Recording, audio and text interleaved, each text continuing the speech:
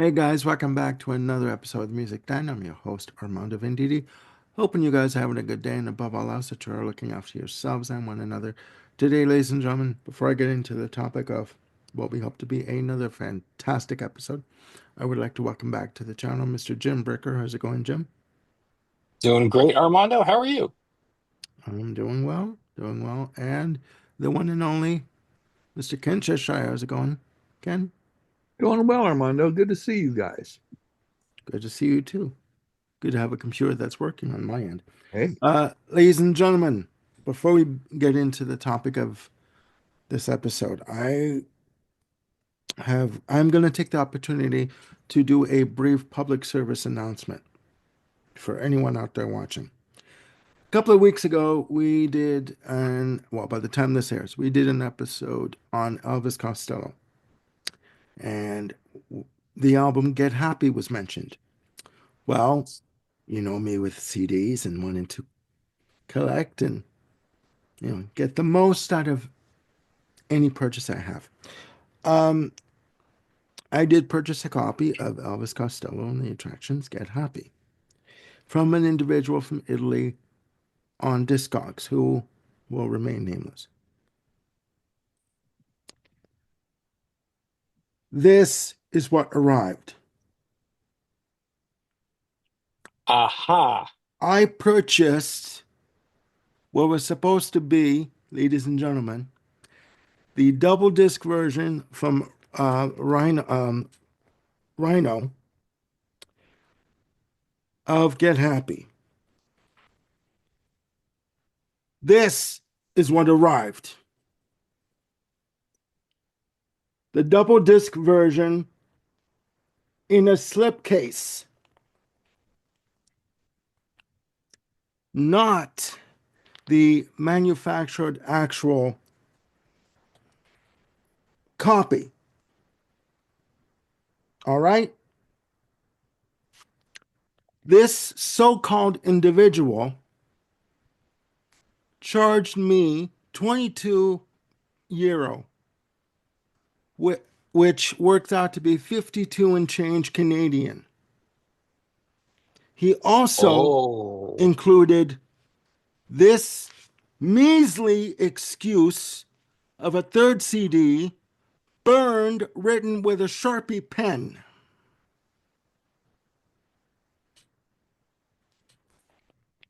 Now, ladies and gentlemen, we all work hard for our money. We all enjoy music.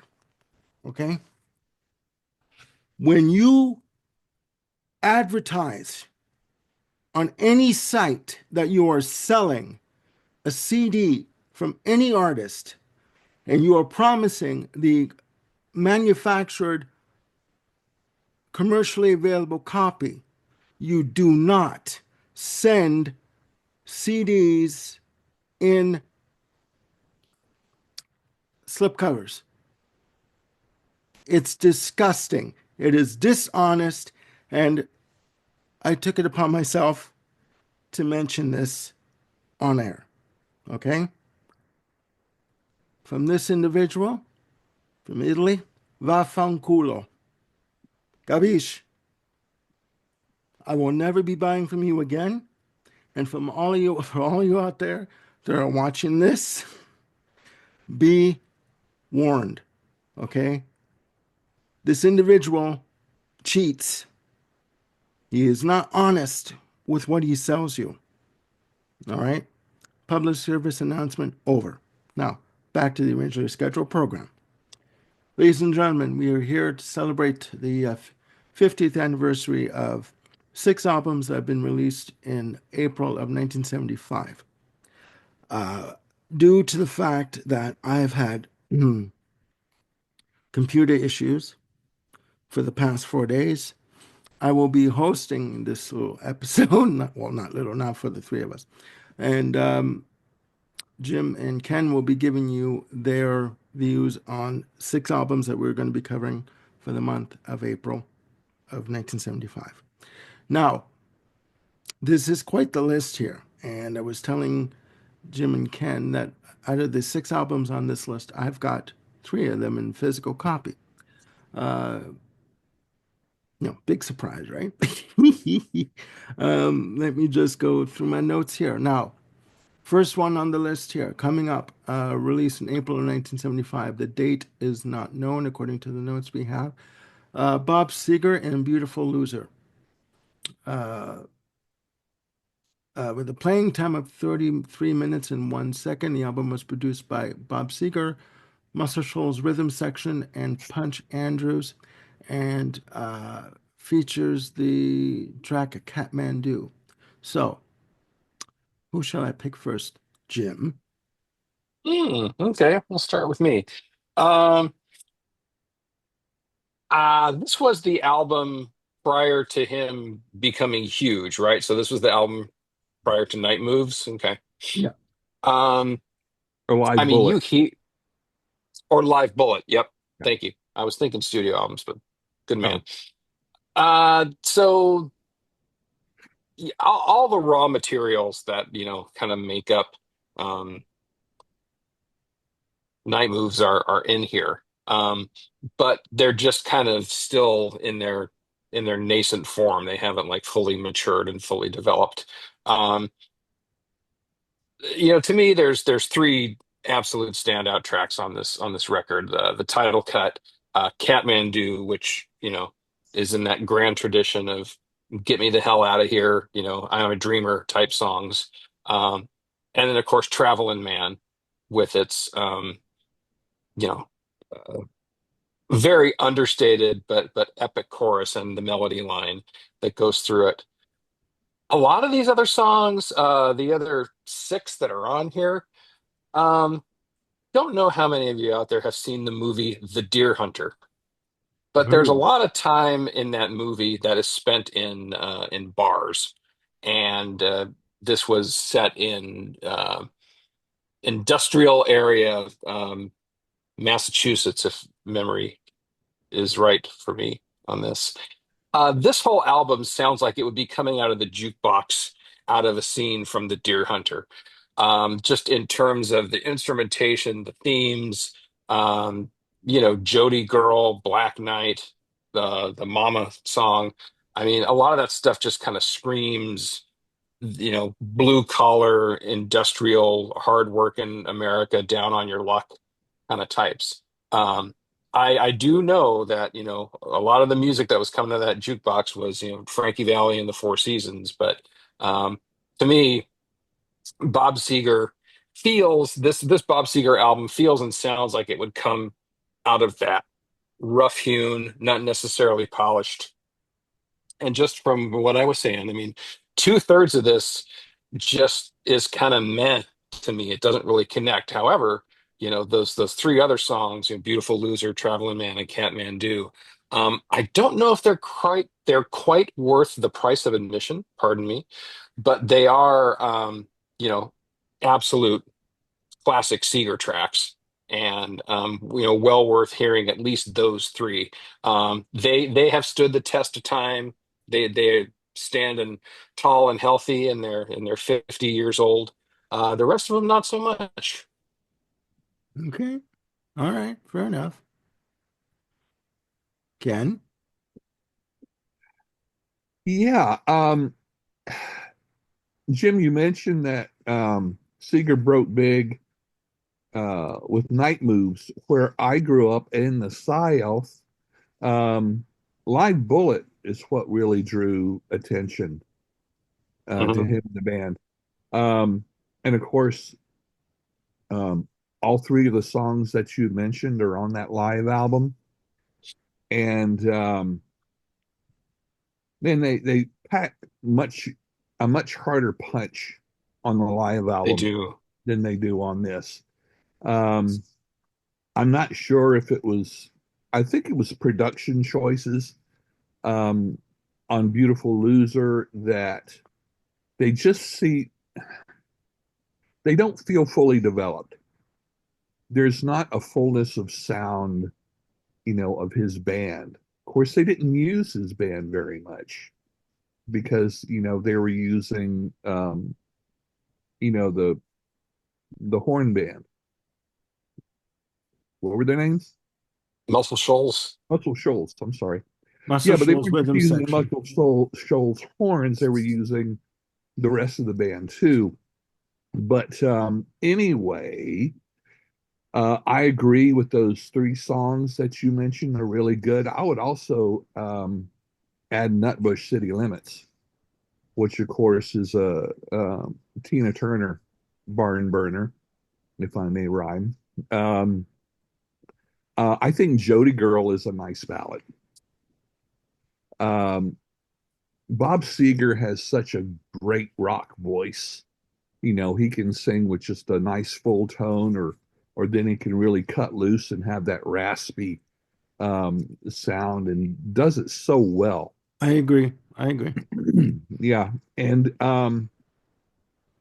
but like I said, as far as the other albums, other songs that you meant are kind of meh. I wonder if it's the songs or if it's this particular performance. You know, Hmm. with his full band, if it had been a full band album, like Night Moves, I wonder if it wouldn't have been more appealing. It's something we'll never know, of course. But Mhm. yeah, this is Beautiful Loser has great songs on it, but it's just like I said, it just doesn't feel fully developed production wise to me. But oh yeah, and Beautiful Loser and Traveling Man, I particularly like. Those are really good songs. And uh, but yeah, it's if you find it in the cutout bin, it's worth a buy, I think. Mhm. If you like those songs, I highly recommend getting on your local streaming service and listen to Live Bullet, the version on Live Bullet. Um, Yep. uh, Bob Seger has made some interesting choices in his career, um, but they haven't always produced, I think, as big a success as he could have. You Hmm. know, when he went kind of down the country rock, it did appeal to a great number of people in the country, but I would like to have heard him, stick with the rock stuff because his voice is so good. But anyway, Beautiful Yeah. Loser. On a scale from 1 to 10, I'd give it about a 6 or a 7. Okay. Well, all I can say about Beautiful Loser is, I mean, Kathmandu is still playing on, you know, K97 here in Edmonton, which is a classic rock station. So that Mhm. is that track is still pretty much in I'd say moderate rotation, right? But we must Yeah. move on, ladies and gentlemen. Our next album on this list, again released sometime in April of 1975, ZZ Top, Fandango, uh, produced by Mike Ham, released Bill Ham, my correction, released on London Records. This was way before they signed to Warner Brothers. Has a playing time of 33 minutes and 33 seconds. Side one is live, side two is studio, and this is the album that features the classic Tush.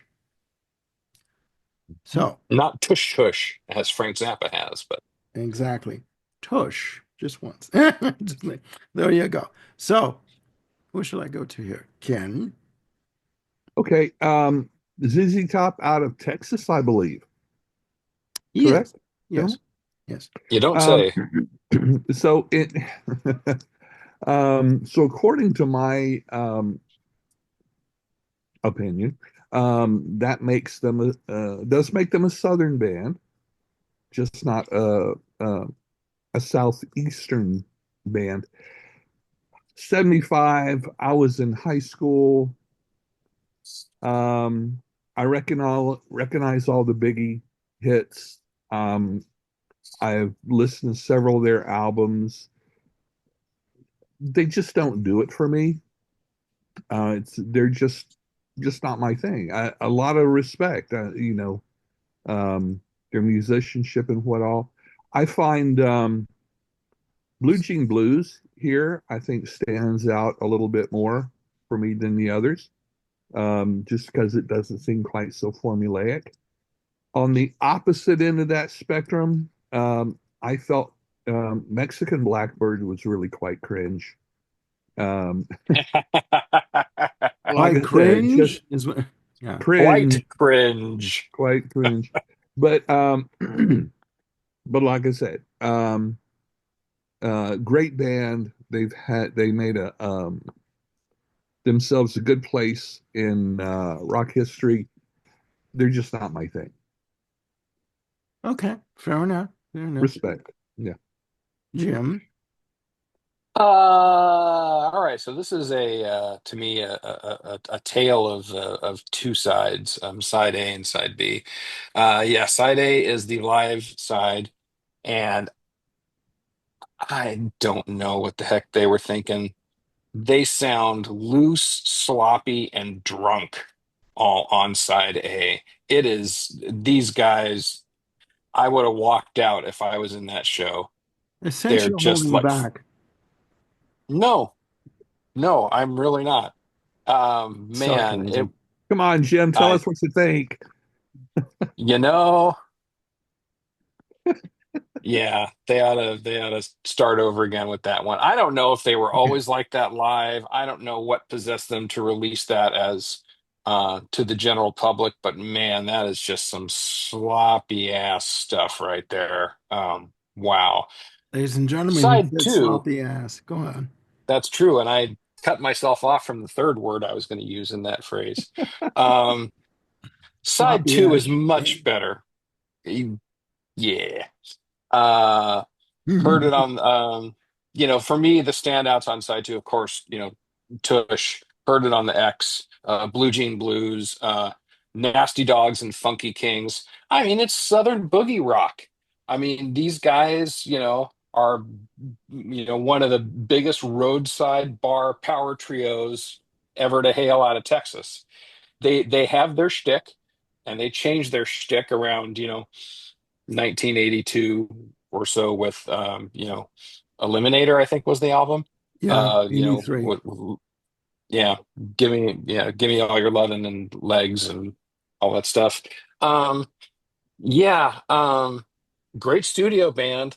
If this is the evidence of how they are alive, I'm glad I never spent my money on that.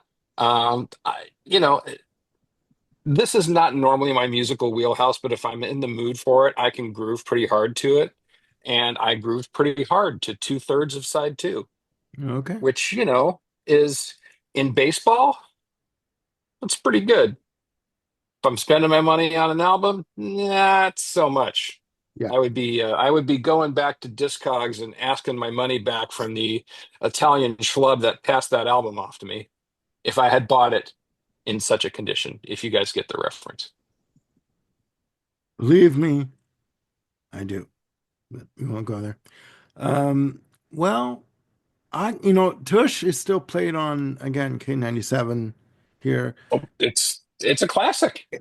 Tush is a great tune. Yeah. It's a classic ass shaking boogie track for like 2 minutes and 14 seconds. Great guitar, and um, ZZ Top are one of those grandfathered bands, like that almost.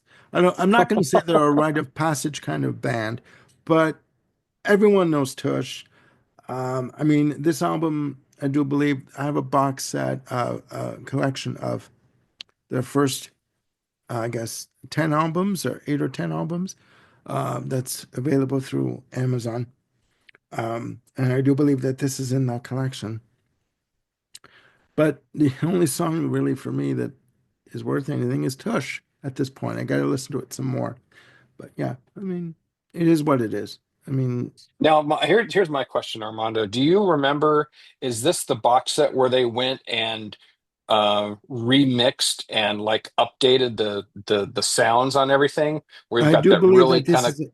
Yeah, I do believe that's it. And I did pick it up for $50 on Amazon. I do okay. I do remember this because this was his first day that we brought our puppy Nina home. July 16th, 2022. So I remember that definitely. It was a Saturday. It's a beautiful day. But Hey, a father remembers, like a I dad remembers, understand. you I know. understand. Your But facility to remember dates is astounding. Yes, unfortunately. All right, we must move on, ladies and gentlemen. Oh, Um, wait, one more thing. The point I was going to make, sorry. that box set and how they like messed with the sound of Tush by remixing it and like updating it for modern ears, they totally screwed it up, in my humble opinion. Okay.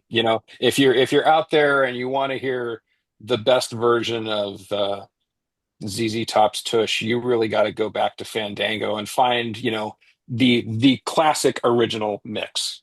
Yeah, yeah, and it's there. It's still available. You can buy it on Amazon, Discogs, from a reputable seller, uh, eBay, wherever your local record stores. It's still in print. But again, I'm not one to gossip, so you didn't hear that from me about reputable sellers. Now we must move on, ladies and gentlemen. The third album on our list, released April 1st, 1975, Journey, self-titled, produced by Roy Haley, released through Columbia Records. Has a playing time of 36 minutes and 57 seconds. Now, this version of Journey, a bit of a history. Greg Raleigh and Neil Sean, formerly of Santana, left Santana due to musical differences with Carlos Santana and decided to form their own band, uh, featuring Ainsley Dunbar on drums and Ross uh, Valerie on bass. Uh, Very interesting album. 7 tracks in total. Ken, review. I'm going to cut to the chase on this one. I like Okay. this. I do. Um, I have this one and the one after it, the pre-Steve Perry era. I've had them for several years. This album I feel is a real nice mid-70s AOR album. Um, it's got some very, very good guitar and drum work on this, bass and keyboards also, but those are what first struck me. Um, I feel that the guitar work is it's not quite being so showy. It's more musical. It's more substance and flair, which I prefer. More complimentary to, Um, to the compositions. Is that what you're saying? yeah, I think so. Yeah. Okay. Um, And sorry, Ken, some just want to clarify, is it less showy compared to what Neil was doing in the Santana band, or what future Journey would be what like? future journey? Okay. Future journey. I Yeah. get that. I get that. um, this has got some. I like good classic rock instrumentals, and this has some on there. I thoroughly enjoyed them. When it comes to the keyboards, there is a, a really good balance between synthesizers and organ. That traditional Hammond B3 organ and synthesizers. They're not overdoing it yet. It's still 75. And they rarely use both at the same time. So when you get a song with synth work, there's little to no organ on it, and vice versa. So the songs with the Hammond, it's very prominent. It's done, I think, very well and tastefully. Um, I like the songs. To me, this album is feels like they're just trying to make good music, um, not sell records. To me, it feels like they're all about the music. Now, as far as the one um, comment that's going to get me a lot of flack in my notes, I have a nice break from Steve Perry screaming.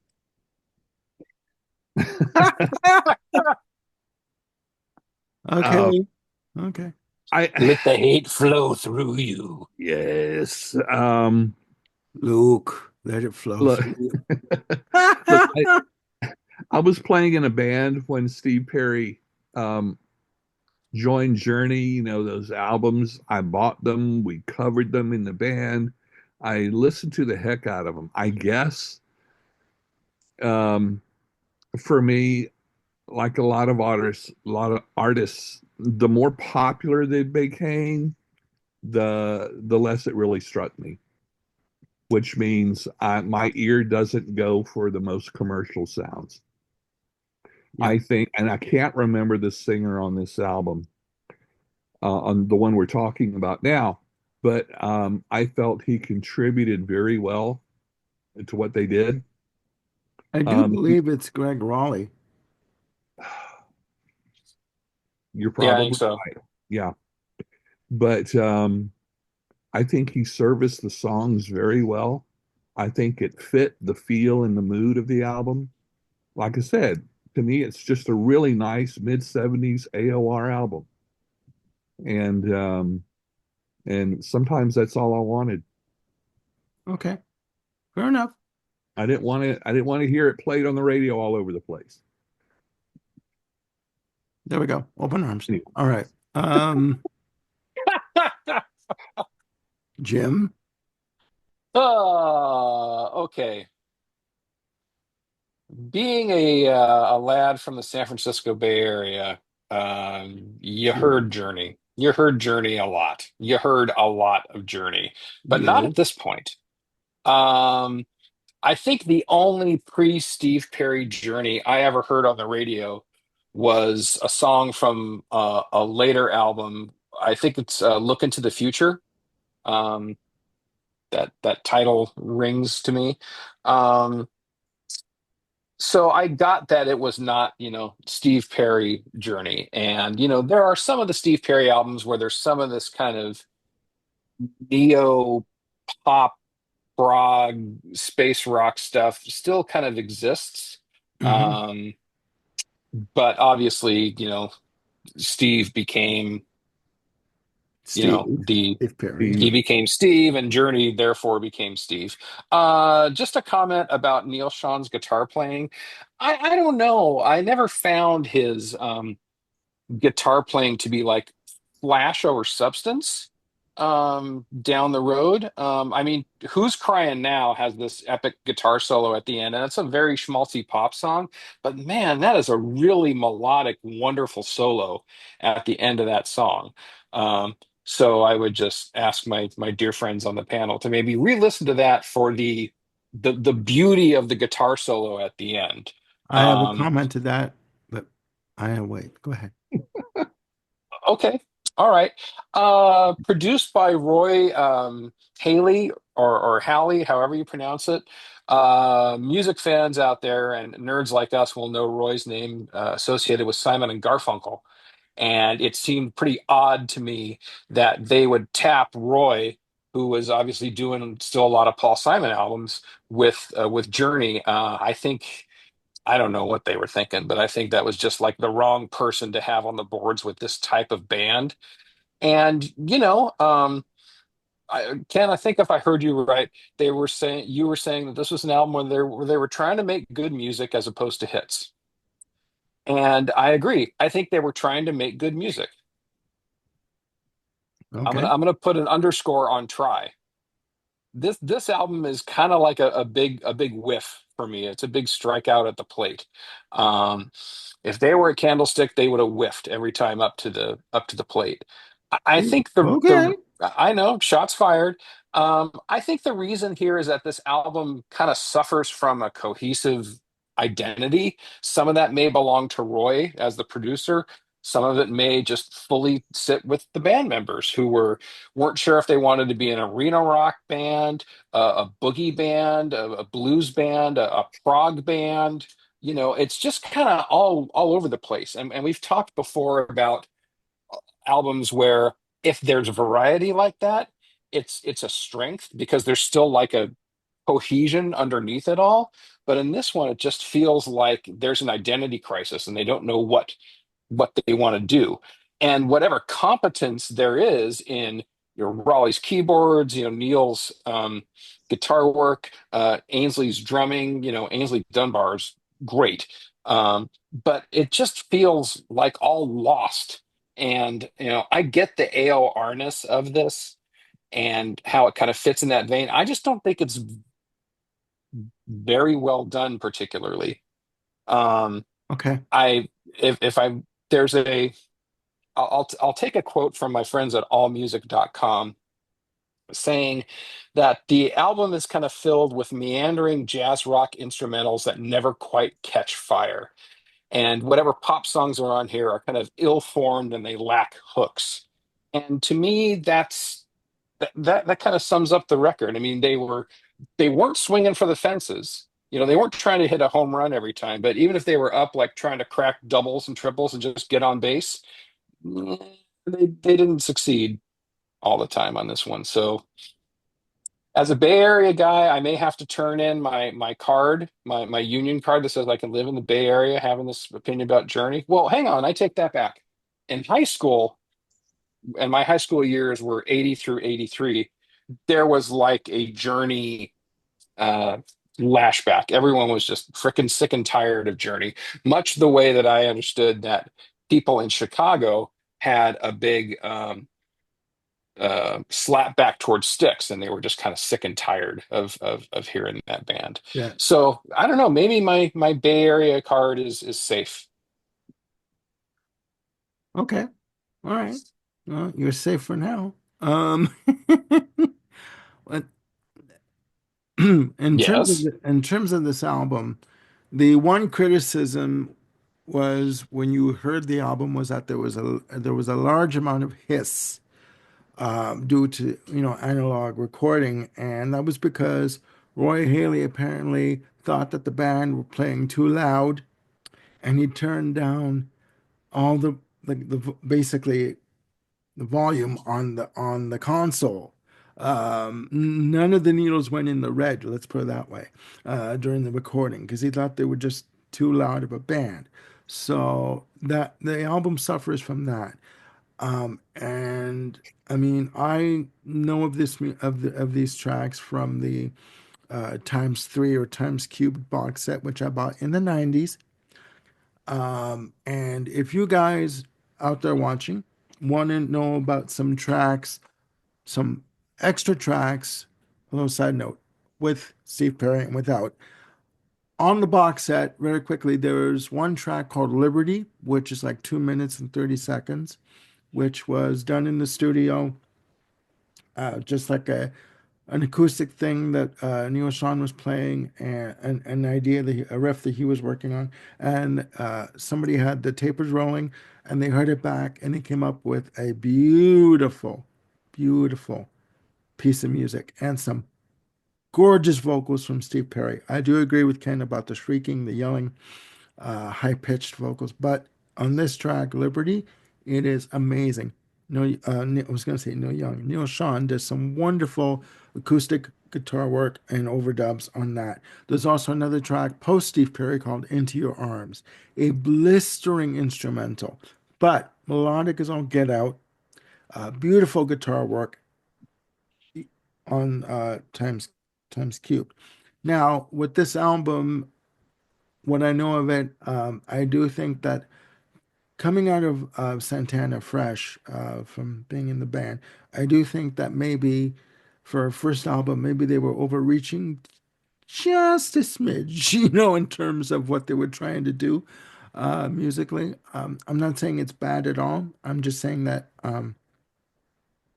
it's not one I would go back to in terms of listening on a regular basis. But, you know, for a first album, you rarely hit it out of the park, in terms of a first album. There are a few bands out there that do, but this is not one of them. So, anyways, uh, moving on to our next Hey, one. wait a sec, Armando. Did you Sorry. say that you had a comment you wanted to make on Who's Crying Now?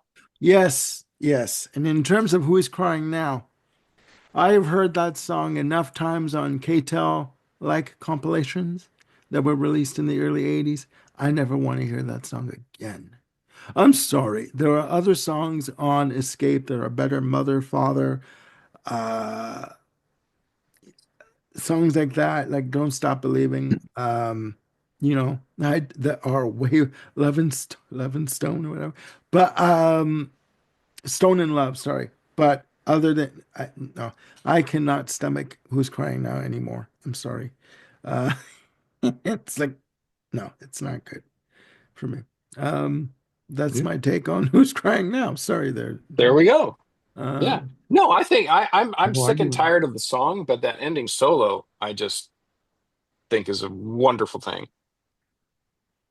okay, okay, fair enough. Another quick side note: if you guys want to hear a beautiful album from Journey, a soundtrack that combines uh, jazz fusion with rock, Dream After Dream, from a soundtrack from a movie that was released in 1980. Um, uh, 9 tracks, 6 instrumentals, and 3 tracks with vocals. Beautiful album featuring the track "Little Girl." Fantastic mellotron work done from Greg Raleigh, his last album before he left the band. Now, moving on to our next release, released April 3rd, 1975, we have Haha, Nazareth, Hair of the Dog, produced by Manny Charlton, released on Mooncrest and A&M Records, with a playing time of 40 minutes and 34 seconds, featuring the title track. And on, I believe the US versions, they're a cover of Love Hurts from the Everly Brothers. Okay, Jim, I'm going to break it up a little bit. Yeah. Half of this record to me is stereotypical Southern stoner boogie rock jams. Literally, I'm just looking at my notes, and 4 of the 8 songs say Southern stoner boogie jam. Um, However, there are, other things that are on here too. Love Hurts, stone cold classic. They did a very good job of adapting that song. Um, uh, the song "Guilty" on side 3 is a nice change of pace with the acoustic guitars in there. Um, the title track, I think for the longest time I had forgotten that messing with a son of a bitch, song was called "Hair of the Dog." Um, I'll leave that there. That was all over classic rock radio in high school, and it's Still like, is. okay, I get it. I'm tired. I'm tired of that song. Um, and there's a song on side 2 called "Please Don't Judas Me" that has like this really nice kind of epic but slow tempo to it. It's got a nice pace to it, but it does wear out its welcome pretty darn quickly.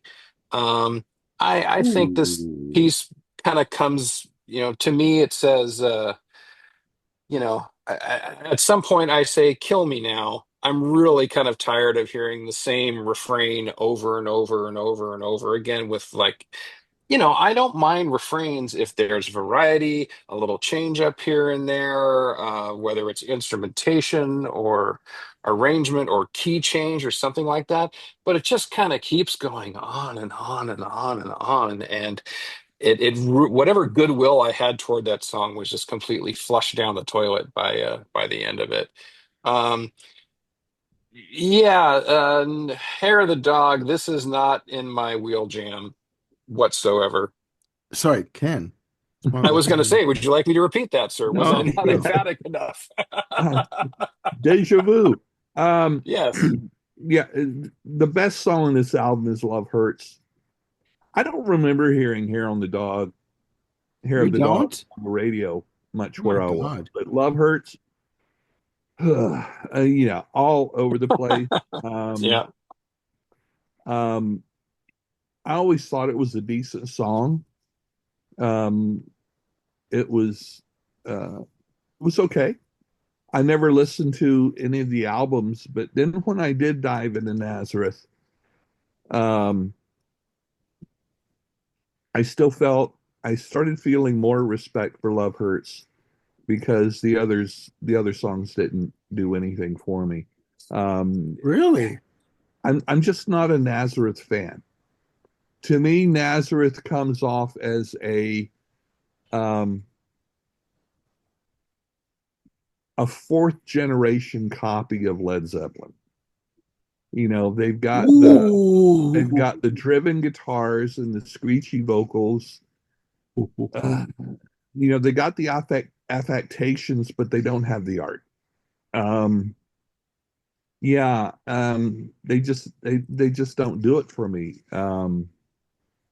Yeah, just not my thing. I mean, I can still respect Love Hurts, but it's one of those I've heard it so much it wouldn't hurt my feelings if I never heard it again. So just like a lot of heavy metal, it just doesn't, you know, it's not in my wheel bag. Okay. All right.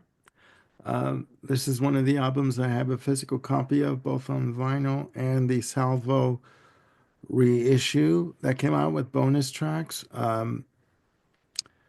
I love Nazareth. I think I love Dan McCafferty's vocals, and you know, the sort of the raspy, whiskey drenched Mhm. vocal that he delivers. Very powerful, very in your like very guttural when he wants to be. Manny Charlton on guitar and Doug Sweet on drums. Oh, please, it's over. For me, they were a fantastic band. Um, the album itself, you know, the title track, again, K97 here in Edmonton, all the way. You know, now you're messing with a son of a bitch. And it's like, come on. I'm sorry. It's a good ass shaking track. And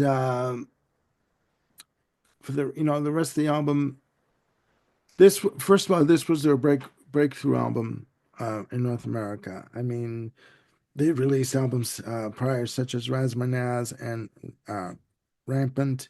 Um, but this was their breakthrough album. The cover of Love Hurts, I thought it was an original. It's an Everly Brothers cover. Beautiful guitar work, beautiful emotional vocal delivered by Dan McCafferty. But I mean, and it's a you know FM classic staple. I just think that Hmm. I mean I was gonna say you know what you're gonna get from Nazareth, but you really don't. It's not like AC/DC where it's basically meat and potatoes, you know, four on the floor drum beat or drum pattern, and you know, like the lyrics can be interchanged, you know, with the music. It's not the same with Nazareth. Nazareth had more, to me, they had more depth, more scope, just more meat on the bones, as it were, in terms of song structures for me. Uh, and when Dan McCafferty delivers a vocal, he goes for the throat, no pun intended. I mean, really. And it's emotional, it's guttural, it's pleading. Um, the track Please Don't Judas Me. Sorry. It's been one of those mornings. It reminds me of the of a track called Red Light Lady on the debut album. And it's very emotional. It's very it builds near the end of the track on Red Light Lady, and this sort of it's very dramatic. And Please Don't Judas Me kind of reminds me of that in terms of the dramatic build on it. I think it's fantastic. And if you guys out there can get yourselves copies of the entire back catalog of Nazareth on the Salvo label, you won't be disappointed. Bonus tracks galore, live tracks, bonus cuts, alternate takes, and they're not expensive. They're like 21 bucks each. So please invest. So we So must be I have a question sorry, really quick. Do you sure. happen to know, Armando, was their inspiration to do Love Hurts, was that driven by the Everly Brothers version, or was that driven by the Graham Parsons, Emmylou Harris I version? am no, I have no idea. Okay. I have no idea. All I know is from listening to yes, I've heard Love Hurts to death. and Hart does a version of it as well. Mhm. Okay. To me, the trick of doing, or one of the tricks of doing a cover version is to try and make it your own. Mhm. Nazareth certainly does that. Hands down. I mean, you may Yeah. be tired of listening to it. I mean, I love their version of This Flight Tonight from Joni Mitchell, which is on Razmanaz. If you can, I mean, if you haven't heard that, if you've not heard Nazareth's version of This Flight Tonight from Joni Mitchell, check it out. Amazing. Okay, it's stellar. I can't even begin to describe it. But yeah, no, I've not heard I haven't even heard the Everly Brothers version of it. I've only heard this version and hers version. I prefer this version, or the Emily Harris version, Graham Parsons. I have not heard that. But to me, they make this track their own. You know, Yeah, I would say the distinctiveness of the Nazareth version, the tempo is pretty much the same, but of course with the guitar, with the reverb and the heavy crashes, of the cymbals, it kind of they definitely do make it their own.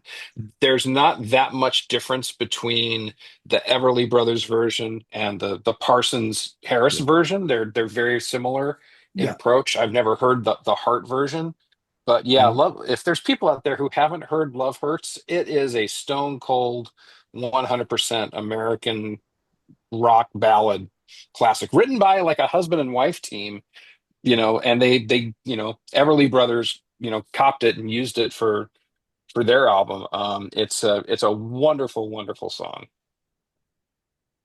I would agree. All right, ladies and gentlemen, moving on. Our next album on the list, released April 21st, 1975, ABBA, self-titled, produced by Benny Andersson and Björn Ulvaeus, released through Polar Records in Sweden, Atlantic Records in North America, Epic Records in Britain, RCA Records in Australia, Vogue Records in France, just to name a few record companies, ladies and gentlemen. I was going to say you Um, forgot the Botswana release. Come on, Armando, get exactly. your Well, research going. these were one of the bands that were signed to various labels throughout the world. And that was due to Stig Anderson's, their manager, his some would say ingenuity, but I'm not going to go there. Um, okay, this album featuring the hits "Mamma Mia" and "SOS." Who shall I go to? Jim. All right. This is an album of like three categories. Let's start with the misses, the ones that are just trying so hard to capture a vibe or a genre that they just become the epitome of cringe. Tropical Loveland, Man in the Middle, Rock Me, Medley. Wow, I needed some serious ear bleach after hearing those. That was just, I'm just going to move on. The second category for this album for me is the stuff that's just meh. Uh, Hey, Hey, Helen, Bang a Boomerang, Intermezzo number one, So Long, and Crazy World. Um, Songs that, just kind of like, okay, I get what they're doing, but they just don't stick the landing. They're just swing and a miss type songs. The final category, though, are the monsters, the things that are just these massive hits that you can't help but just fall in love with. You mentioned Mamma Mia, SOS, um, uh, I do, I do, I do, I do, I do. But that one's on the fence for me, just from the main verses. But once you hit the chorus with the arcing melody and the harmonies, I mean that wins the song 100%. Again, whenever um, aspersions I had with the verses, once you hit that chorus, it's like I'm in, I'm sold. They just draw you in, and Benny and Bjorn had such an amazing way of songwriting. Um, Finally, I've been waiting for you, I think is another absolutely killer track off this record. Um, there's just no denying that these Swedes had the formula nailed right, when they were going for it. Okay. I just wish it were more consistent because I mean the highs are so absolutely high. SOS is one of my favorite songs, period. Not even just thinking about, my favorite ABBA songs, but the highs are so high and the lows are so cringingly low. Um, it just kind of makes, for me, it's kind of a schizophrenic listen. And You're you forgetting know, Black MIDI when you talk about lows, but that's just me. Go on. Low. low.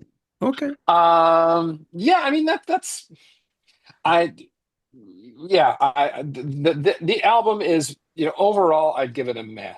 And just but the highs are so high you can't deny them. So I'm kind of conflicted about how I feel about this record. Um, to me, this is something that says, well, this is all solved by just going to a greatest hits package.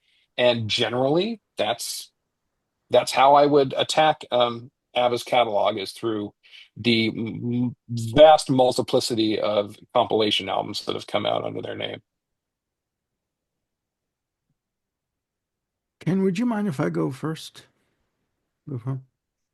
Be my guest. Uh-oh. For me, um, I consider myself a person, a child of the 70s.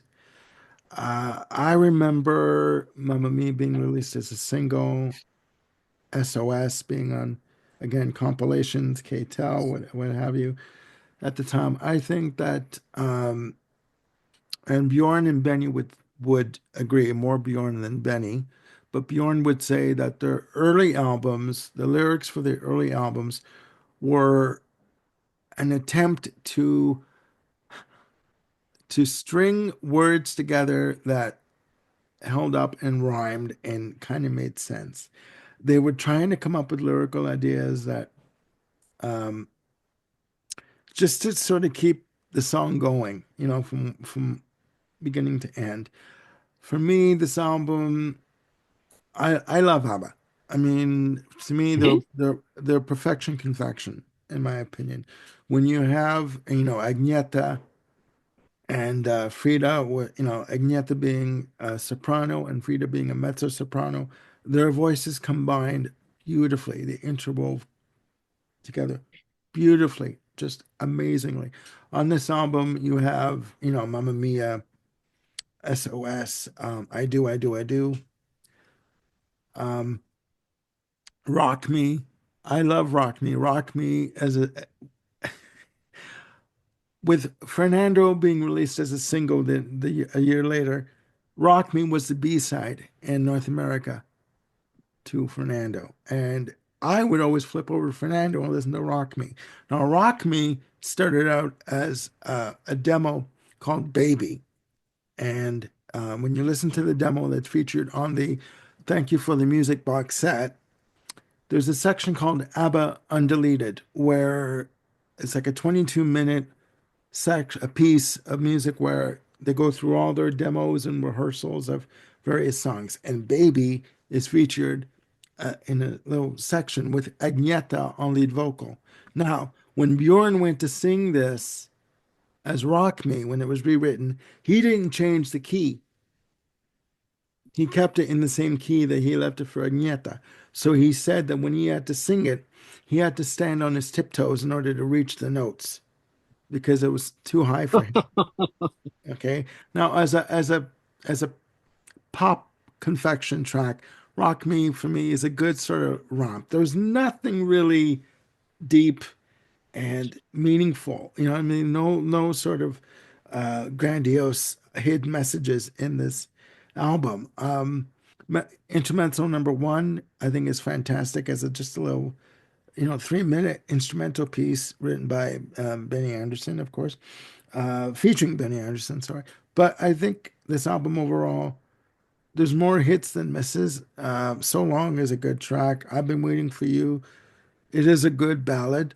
Um, Very heartfelt, but I think there's more hits than misses on this album. They would come through a year later with Arrival with Dancing Queen and Knowing Me, Knowing You. That was where they kind of turned the corner with with their lyrical content and you know um, their song structures and stuff. But you can't deny the Mamma Mia, SOS, I Do, I Do, I Do, Infinity, going on. You can't deny that those are hit singles, and those had the hit factor to them. So, Oh, uh, yeah, there's no denying that I mean, whatsoever. Like I said, those are just monster songs. and with I Do, I Do, I Do, they were going for the Phil Spector wall of sound, building up of harmony vocals and layering up the horn sections and stuff. So I love it. I'm sorry. I'm guilty for that. So, sue me. Anyways, Ken? ABBA at the time, I think, created the most creative pop there was. Um, I've always admired Bjorn and Benny's songwriting skills.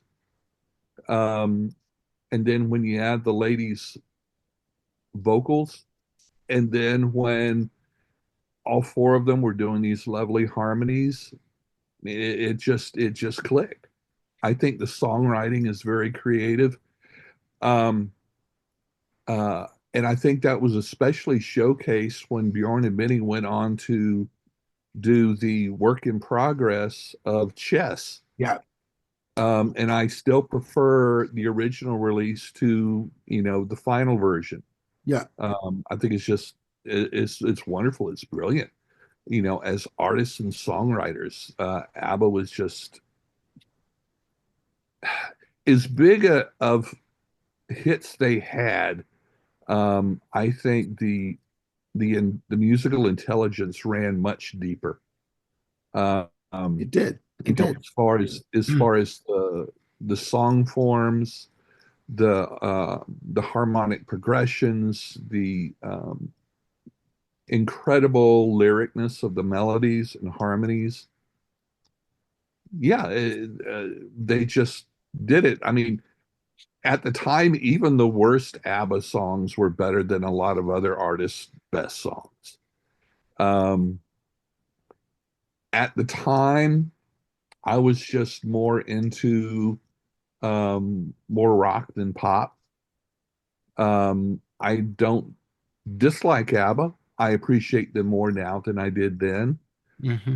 But yeah, it was good to visit this album and listen to, the tracks I wasn't aware of because I never bought an ABBA album. So hearing the non-hits was very interesting. I think they were well deserving of their success. I'm going to amend something really quickly. Looking at the track listing in my notes here for side two, this is a banger of an album. I amend what I said. I'm going to change that. From I Do, I Do, I Do, Rock Me, intermezzo number three, or number one, sorry. I've Been Waiting for You and So Long. The Conquerors are on side one as opposed to side two. Side two for me is track one to track five, a banger of a side for an album. I think it's perfection confection for me. But yeah, I think ABBA didn't get enough credit at the time when they were out. But I mean, when you've got people like Jimmy Page and Richie Blackmore saying they like ABBA, like that they were into ABBA and their music, it's like, okay, when you've got that kind of pedigree backing you up and supporting you, it's like, wait a Mhm. minute, something's Sure, something's going on here, right? So, but sure. there you go. All right, next one on the list. Last one, right? I Yep. believe it's the last one. Yes, yes. Last one on the list, ladies and gentlemen. Camel with the Snow Goose, released April 25th, 1975. Produced by David Hitchcock, released on Gamma and Decca Records, with a playing time of 43 minutes and 34 seconds. Now, The Snow Goose is a very interesting album. It's entirely instrumental. The background on this album was that Camel were looking to do another album. And they were stuck for ideas. So they came upon this book named The Snow Goose. And they all read the book and they loved the book and they wanted to write music to correspond with the narrative of the book. Now, they wrote everything and out and they recorded it and they had lyrics written for the tracks. The author of The Snow Goose intervened and said, "You are not allowed to use any text from my novel or you'll be sued for copyright infringement." Um, so they decided to release the album as an instrumental. Now, as of 2013, there's a re-recording of the album that's available, but I prefer the original myself. Um, and there is a reissue of the album which features them live at the Marquee in 1975. Now there's 16 tracks on the album. Uh, the pieces are very short. Most of them are like a minute and change, but I'll hold my opinion until the end. Jim, your opinion of this album? I know you love it so much. Okay. So just a little more context. It seems that there's always been this sort of, well, I should amend that. Rewind the tape. There are many instances that I know of where bands have wanted to adapt something from literature Yes. and to put it to music. Bowie wanted to do that with Orwell's 1984. Kate Bush wanted to do that with James Joyce's Ulysses. Um, Mike Rutherford from Genesis really wanted to do a version of The Little Prince. And now we have Camel wanting to do the Snow Goose. I have to confess that my familiarity with Camel is pretty much name only. I know they're kind of one of the, I'll call them the second tier, prog bands who have, a lot of good word of mouth, much like Gentle Giant. Um, Moon Madness is one of the other Camel albums that gets mentioned, quite a lot, along with the Snow Goose. I gotta say, I listened to the Snow Goose and I was just kind of bored. I'm kind of was fumbling in my pocket for change so I could throw it at the album and say, can you give me some more dynamics? Can you give me some chordal variety? Maybe something that's a bit more of a tempo change, one way or the other, just a little more drastic, a key change here and there within the songs. I mean, to me, it just kind of felt like endless prog jazz noodling. I couldn't hook into something that melodically stuck or something that had an arrangement harmonically that really just kind of, hit me. Um, Ooh, this I is mean, good. I'm sorry. I'm not looking No, to go be on. like hit. I'm not looking for every album to be a 10, and I'm not looking for every album to kind of hit me, in the solar plexus. I like my ABBA as much as I do, my Genesis. But the things that make them work, I think were totally missing from the Snow Goose for me. Um, it just felt like jamming on a theme. Nothing seemed distinctive or unique. I, I can't bring to mind a melody from the Snow Goose to save my life. And for an album that's all instrumental, you better have something in there that's going to catch you, musically, whether it's the melody, the arrangement. Um, I just Yeah, I was really disappointed because I had heard so many good things about this record. Okay. I don't know. April 75 overall to me is just kind of like a under delivered on the promise. Okay. All right. Ken, Can we still be friends? Jim, I'll let you know. Okay. I think you are a Prague Ignorant slut. adrenaline junkie. Ignorant slut? Yeah. Is he an ignorant slut? A I'm a Prague Prague adrenaline junkie. adrenaline junkie. Yeah. All right, let's unpack this. Go ahead, Do tell. Mr. Prosecutor. I'll see if I can defend myself. Well, No, no, okay. I've listened casually to Camel, Renaissance, all of those, you know, all the old, Anya Haslam, fantastic yeah, vocalist. first Yes. generation prog or whatever. Um, uh, I think I appreciate it for what it is. I found this album very melodic. There's some very nice bass work done on this album. Um, I find the relatively wide variation of instruments done very well. Um, yeah, I guess maybe I wasn't expecting, for my head to blow up listening to this. Um, this is something that probably fairly enough like um, the Journey album we previously spoke about in this Mhm, video. mhm. Um, but I like the fact, uh, I appreciate the fact that this is all instrumental. This is the kind of album I like to put on, when I'm sitting in the easy chair reading a good book.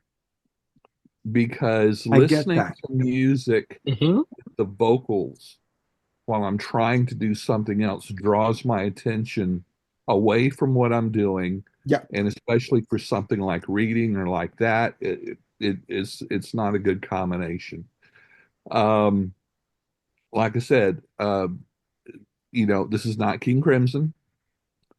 This is not Porcupine Tree.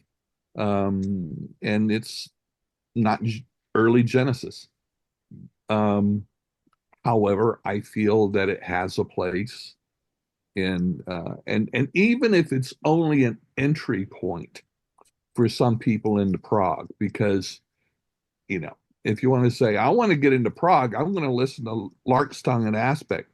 Not probably the best idea. No.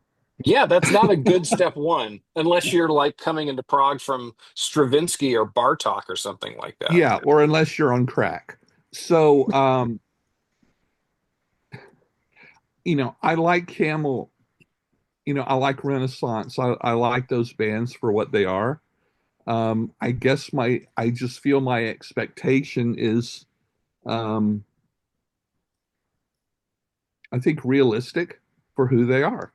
Mhm. And so, will I have this album or CD, at the ready at any time? No, but it's a good go-to for when I want to chill. Maybe like I say I feel it's varied enough in scope to be interesting, but yeah, not to blow my head up. Um, Hmm. so and Yeah. I'm I'm just not as much of a prog connoisseur as you guys are. I'm not as familiar, you know. So you know, for for prog dunces like me, it's an okay album. So, Armando, before you respond in there, I would not call myself a prog connoisseur. I wouldn't Um, either. you know, there's a lot of stuff that, just doesn't really strike me at all. I'm familiar with it to a degree, and I've either heard of it or heard snippets of it.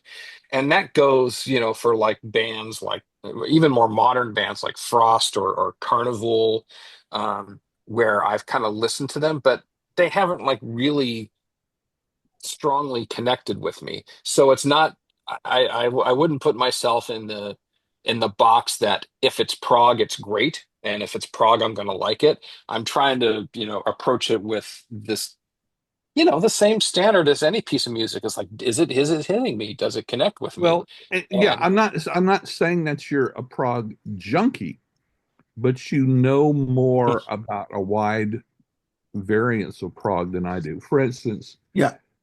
um, I really do. I like Big Big Train. Um, Mhm.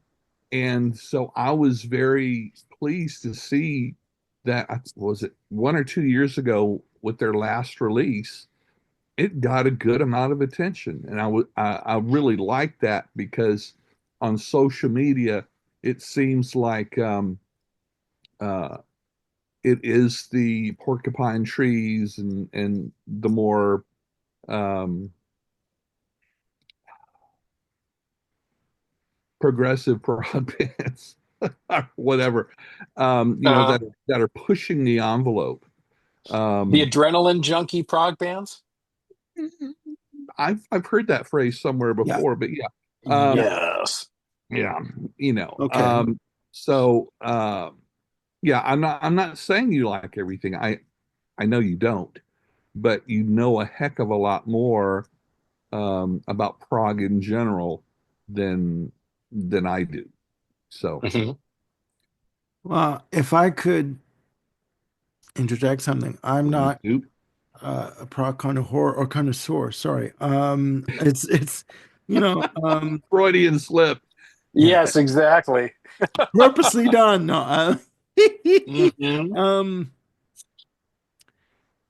I know what I know. I know what I like, whether it be pop, whether it be classified as prog, or whether it be classified as straight rock or even disco. Give me again a good Donna Summer album, Giorgio Moroder production, Sure. Peter Ballot production. I'm there. Engineered by Matt. 17 minutes of butt shaking. There you go. Ass shaking.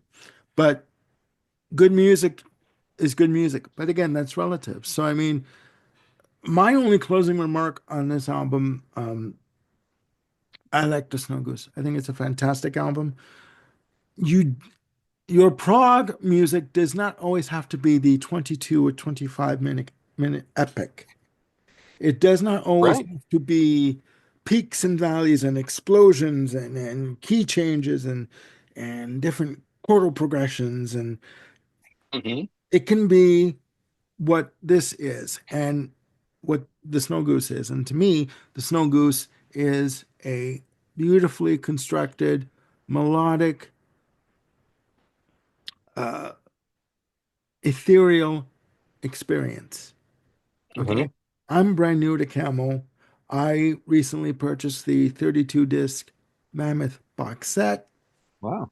last year of Camel, which you can still find somewhere, I believe, on Discogs for a mammoth price of like $500. But I think that for an album, I think if you want an album that you can put on and just sit back and listen to and not get jarred with different chord changes and heavy cymbal crashes and just to chill out and mellow out, this album is for you. A little side note, we were playing this CD in the van one day and we were going somewhere for an appointment and Bob was listening. He says, "You know what? I like this album.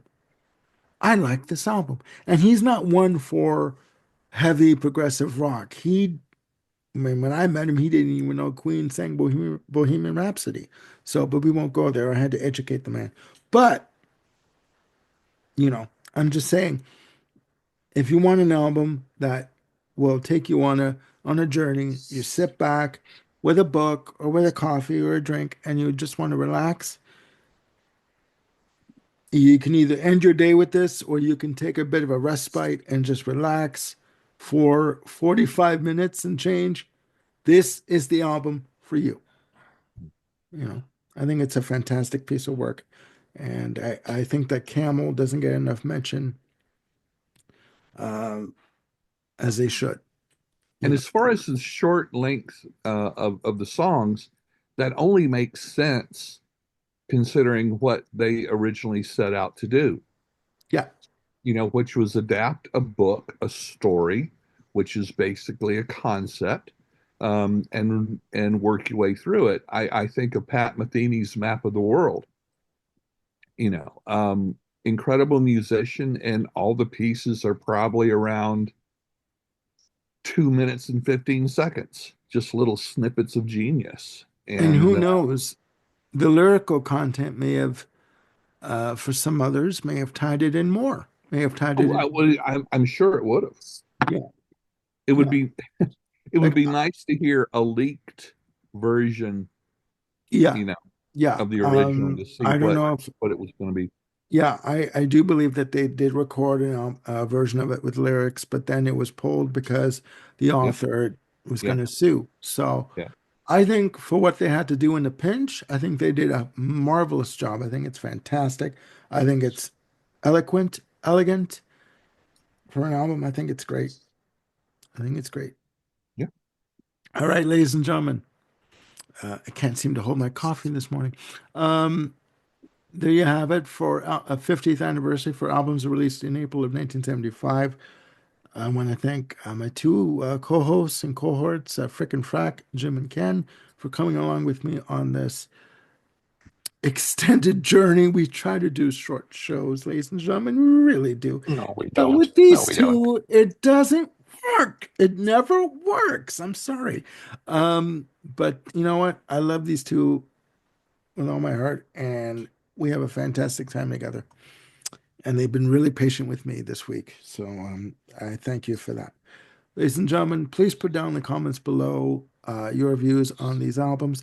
We have run the gamut with this list. And yeah, There's more and coming. you know what? They're not all going to be bangers. Oh, They're not all going to be, out of the, knock out of the ballpark, number one albums that people are going to say, "Oh, I know that one." And we're just bringing you a list of albums that we think that you might know about or want to know about and want to listen to. And again, I will follow that up by saying we are in no way music experts whatsoever. We just want to bring you informative entertainment, entertaining programming that you might find helpful, and you might discover music that you never knew existed, or rediscover stuff that you maybe forgot about. And ooh, I remember that, and I want to hear some more, or yep. rehear, or listen to it again. Yep. So Yep. again, also please click like and subscribe, and hit the notification bell to keep yourselves on top of any new content we've got coming up. I'm going to be doing more shows with Jim and Ken here, and Bill Schuster is coming back on. We're going to be doing our hits of the 1970s from Billboard, top 40 hits from 1970 to 1979. I still have to work on that list, and we'll be bringing more shows to you as quickly as we possibly can. And again, for Jim and Kent, yes. I want to do an episode with Bill Schuster. I miss Bill. Ditto. We'll talk about that. We'll start talking. Okay, all right. For Frickin' Frack, Jim and Ken, I'm Armando signing off again. Please look after yourselves and one another, and we'll see you soon with more episodes. Have a good day. Bye for now.